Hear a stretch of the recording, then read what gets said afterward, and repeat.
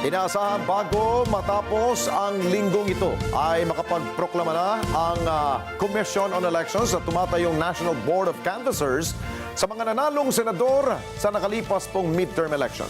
Katunayan po hanggang bukas na lang ng gabi ang target po ng COMELEC para tapusin po ang bilangan ng mga natitira pang certificates of canvass. At dahil dyan, ipinagmalaki ng komisyon na makasaysayan ang ginawang canvassing ngayong 2025 midterm elections dahil sa kauna-unahang pagkakataon ay nasimulan agad at mabilis itong matatapos. Kunin natin ang live report ni Madeline Villar Moratillo. Mads! Yes, Alex, nakikita nyo sa aking likuran ngayon, puspusan yung ginagawang canvassing ng National Board of Canvassers. Yan ay para masiguro na matatapos sila hanggang bukas sa kanilang ginagawang pagbibilang at sa weekend, maipoproklama nila ang 12 nanalo sa pagkasenador. Target ng Commission on Elections na bago matapos ang linggong ito, makapagproklama ng mga nanalong kandidato sa pagkasenador ang Commission on Elections. Sabi ni COMELEC Chairman George Garcia, 12 at hindi magkakaroon ng partial proclamation.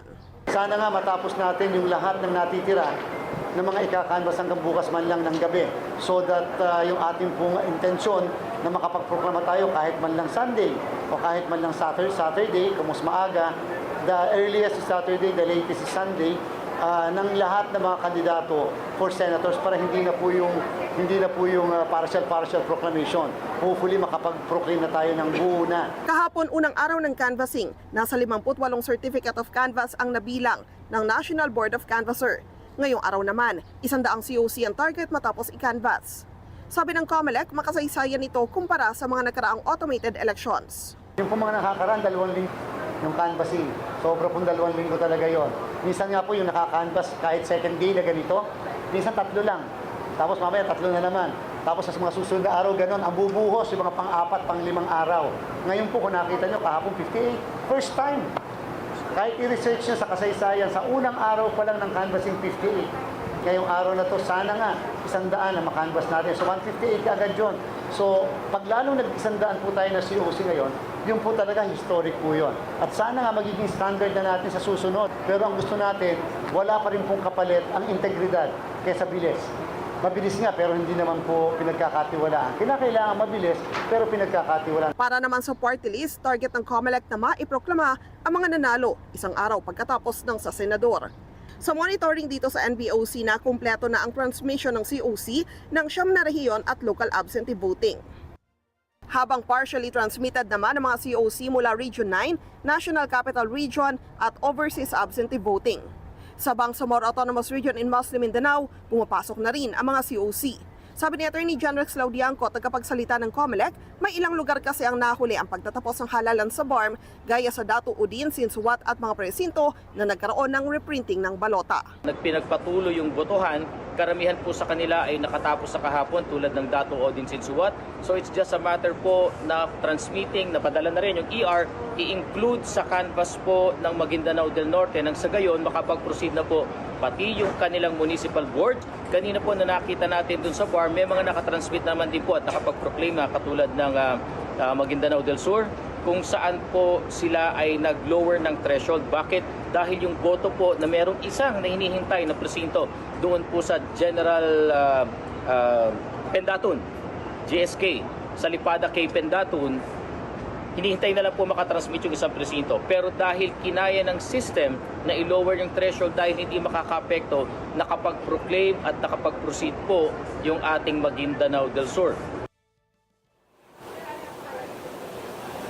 Sa ngayon ay nasa 9 COC na ang na-canvas nitong NBOC at mukhang kakayanin talaga yung target nila na makatapos ng 100 COC na ika-canvas hanggang ngayong gabi para bukas ay kakaunti na lang yung kailangan nilang bilangin at pagkatapos ng target daw nila ay magpahinga ng isang araw para maihanda naman itong venue at pagkatapos yung inaabangan na ng lahat na proklamasyon ng mga nanalo sa pagkasenador. Balik sa inyo dyan, Alex. Okay, Mads, hindi ko masyadong naulinigan yung rason kung bakit napakabilis at very efficient ang ginagawang canvassing ngayon ng ating po mga commissioners, no?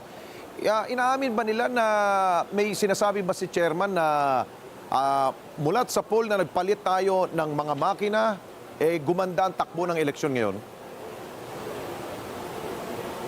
Yes, Alex, oo, tama ka dyan. Ayun yung nakikita nila nga dahilan. Actually, kahit noon pa, yun talaga yung projection nila na kumpara sa mga nakaraan, magiging mabilis talaga yung transmission na katunayan. Pagkatapos magsara ng botohan ng alas 7, nagsimula ng paunti-unti na magdatingan yung mga election return na nakita rin naman sa kanilang website kung saan sila nagkaroon ng monitoring. At isa pa sa sinasabi nga nila, sa yung mga lugar, lalo na sa Mindanao na talaga napakahirap ng signal, ay Starlink na rin yung ginamit nila. Kaya malaking tulong din daw yon para sa mabilis na transmission. Kasi nung nagkaroon ng mock election sa Sulu na nagkaroon tayo ng magkakataon na makasama, yung Sulu pa, yung nauna na makapag-transmit ng resulta ng ginawa nilang mock elections kumpara doon sa lungsod ng Taguig na kasama rin doon sa ginawang mock polls. Iba pala talagang naitutulong ng satellite internet, no? Kaya napakabilis at walang palya. Hindi tulad ng mga nakalipas na usad pagong talaga ang canvassing natin. Totoo, tama ka dyan. Kaya nga sabi nila ngayon, wala na raw yung mga eksena na yung mga teacher umaakyat pa hanggang sa bubong o puno para lang makasagap ng signal. Nakakaawa naman. Anyway, may napansin ka bang mga abogado ng bawat mga kandidato na nandyan or political parties na nandyan? Dahil kapag mabilis, ibig sabihin yan, wala nagre-reklamo. Payag na sila sa resulta. Yes, oo Alex. Alam mo actually, itong buong araw na to, wala tayong narinig na representative mula sa iba't ibang partido o mga party list yung nagreklamo. Kahapon, isa lang yung narinig natin nagreklamo mula sa isang party list group na nagtanong tungkol doon nga sa, na-explain naman na kahapon yung issue ng delay sa transmission at yung issue ng dagdag bawas. Okay, dahil sa maganda ang report ng Commission on Elections, natanggap na ba ng komisyon ni Chairman yung report ng European Union observers, yung kanilang report? Wala pa ba?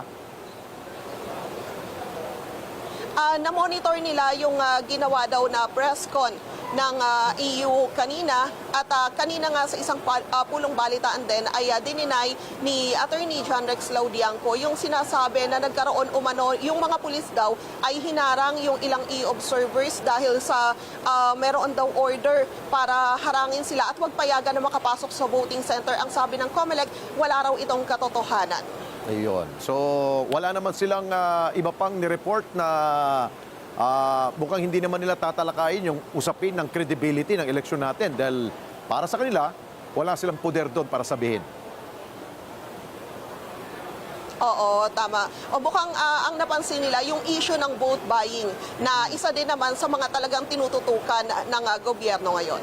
Okay. Maraming salamat sa iyo, Madeline Villar Moratillo. Mata natin dyan ho sa Manila Hotel.